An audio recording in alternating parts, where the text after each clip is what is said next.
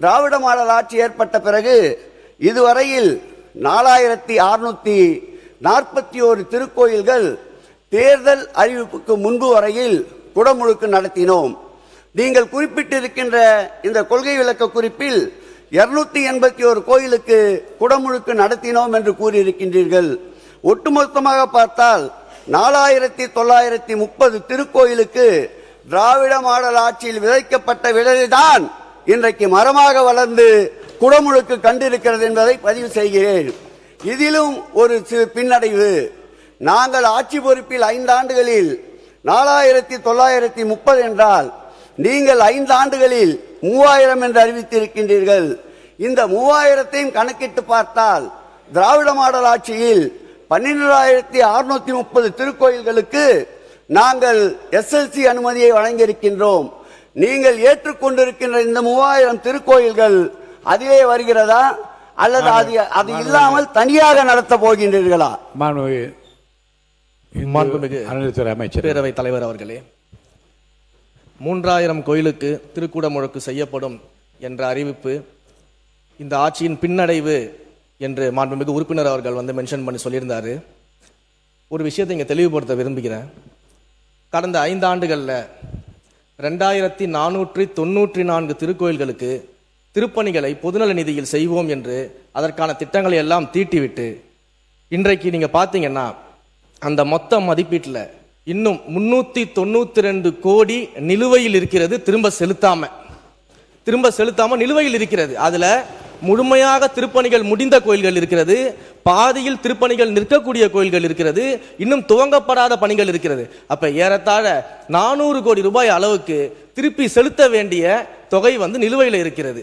அது மட்டும் இல்லாம கடந்த 5 ஆண்டுகள் சட்டமன்ற அறிவிப்பு எடுத்து பார்த்தீங்கன்னா 2021-22 முதல் 2025-26 வரைக்கும் மொத்தம் 844 சட்டமன்ற அறிவிப்புகளை மாண்புமிகு உறுப்பினர் அவர்கள் முன்னாள் அமைச்சராக இருக்கும்போது வழங்கியிருந்தார். அந்த அறிவிப்புகளை பொறுத்த வரைக்கும் ஏறத்தாழ இன்றைக்கு மட்டும் பார்த்தீங்கன்னா நம்ம நடத்தும் 79 அறிவிப்புகள், அந்த அறிவிப்புகளில் 79 அறிவிப்புகள் சுமார் 418 கோடி நிதி இல்லாம துவங்கப்படாத நிலையில இருக்குது. அப்ப வெறும் சட்டமன்ற அறிவிப்புக்காக எண்ணிக்கையை கூட்டி அறிவித்து விட்டு அதையெல்லாம் எங்களை கேன்சல் பண்ணக்கூடிய இடத்துக்கு தள்ளி விடாம என்ன செய்ய முடியுமோ நிதிநிலையை கருத்தில் கொண்டு அதை தெளிவாக அறிவித்திருக்கிறோம்.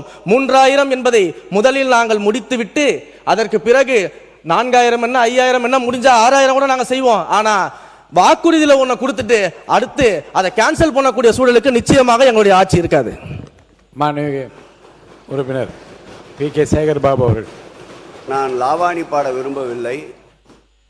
நீங்கள் அறிவித்த அறிவிப்பில் தெளிவாக சொல்லியிருக்கீர்கள் 5 ஆண்டுகளில் 3000 கோயில்களில் நாங்கள் திருப்பணி செய்வோம் என்று. அதைத்தான் நான் சுட்டி காட்டினேன்.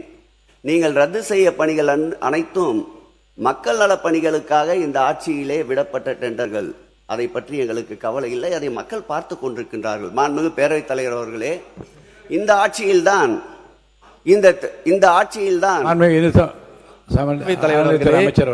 கடந்த முறை சட்டமன்றத்திலேயே நான் சொன்னேன், 500 பேர் கூட வராத இடத்திற்கு எதுக்கு மல்டி லெவல் கார் பார்க்கிங், அதை மக்களே கேட்கலன்னு சொன்னேன். அது போன்ற திட்டங்களை தான் நம்ம இன்றைக்கு இன்னும் ஆரம்பிக்காத நிலையில் இருக்கும் போது நம்ம அதை கேன்சல் பண்ணிருக்கோமே தவிர்த்து மக்களுக்கு பயன்படக்கூடிய திட்டங்களை நம்ம எங்கேயுமே கேன்சல் பண்ணல. அதோட இன்னொன்னையும் சொல்றேன், எந்த